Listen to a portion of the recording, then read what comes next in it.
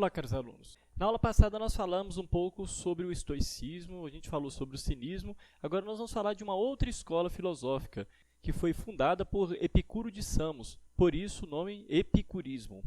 Epicuro de Samos, ele nasceu em 341 anos antes de Cristo e morreu em 271 anos antes de Cristo. Seus ensinamentos vigoraram durante todo o período do helenismo.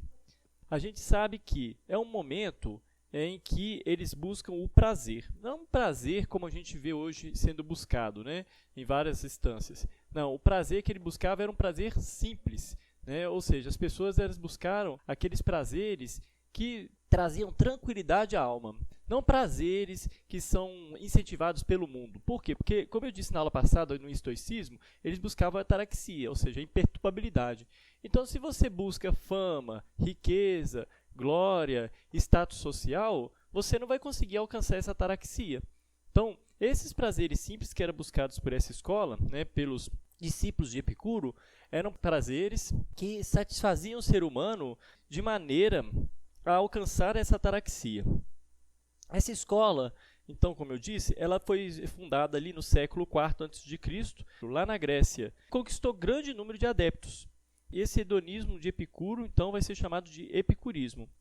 Em termos de ética, os epicuristas eles defendiam que o supremo bem a ser buscado na vida é o prazer, né? Daí que vem do grego hedon.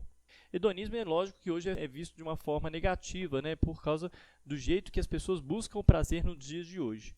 A escola de Epicuro ela foi fundada na mesma época em que a de Zenão de Cício, quando ele criou o estoicismo. Ambas se apresentaram como iniciativas praticamente opostas.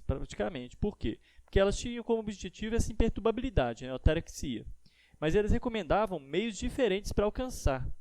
No estoicismo, como a gente já falou na aula passada, a gente tinha um exercício da virtude e a recusa do prazer.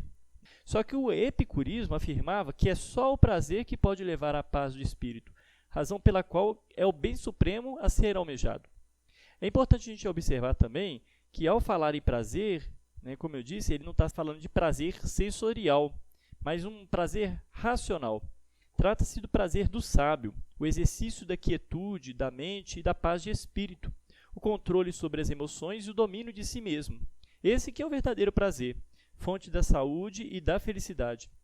Entre os prazeres intelectuais, Epicuro incluía a amizade, de modo que a sua escola, o jardim, era uma verdadeira comunidade, na qual os discípulos compartilhavam a vida com o mestre, vivendo em harmonia, longe das agitações da cidade. A gente sabe que Epicuro também ele foi adepto do atomismo. A gente já viu um pouquinho sobre ele, oriundo lá de Leucipo e Demócrito, que afirmava que o átomo, né, seria a origem de todas as coisas, etc. E Epicuro vai desenvolver um pouco mais isso. Ele vai afirmar que tanto o nosso corpo quanto a nossa alma são compostos de átomos. Os átomos do corpo são mais pesados que os da alma, mas tanto o corpo quanto a alma são materiais formados por átomos indestrutíveis. A morte nada mais é que a desagregação dos átomos que nos compõem, os do corpo e os da alma, de modo que também a alma é mortal. Mas como os átomos são indestrutíveis, eles tornarão a se juntar a outros compondo novos corpos. Dessa noção física, ele enuncia um princípio ético interessante, olha. Não há o que temer a morte, pois a morte nada sentimos e depois dela não mais existimos. Trata-se, então, de viver plenamente a vida. A filosofia de Epicuro vai encontrar muitos seguidores na sua época. Suas ideias chegaram ao mundo contemporâneo pela intervenção de dois discípulos.